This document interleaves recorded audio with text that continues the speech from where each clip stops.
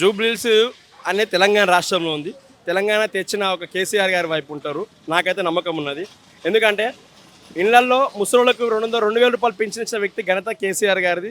మా ఇంటికి ఫ్రీ నీళ్ళు వచ్చినాయంటే కేసీఆర్ గారి వల్ల. ఈరోజు 20,000 లీటర్లు మాకు నెలకి రావడం కూడా కేసీఆర్ వల్ల. కాబట్టి ఒక ఓటర్గా, ఒక స్థానికంగా కేసీఆర్ వైపే ఓటేస్తాను. నేను గ్రూప్ ప్రిపేర్ అయినా, నాకు ఇంత జాబ్ నోటిఫికేషన్ కూడా రాలేదు. ఎవరు ఇచ్చిరండి? ఓన్గా పుట్టిన పిల్ల మా పిల్ల అని చెప్పి కూడా ఇవ్వడండి. 5,000 పైచీలకు తప్ప ఇచ్చినది.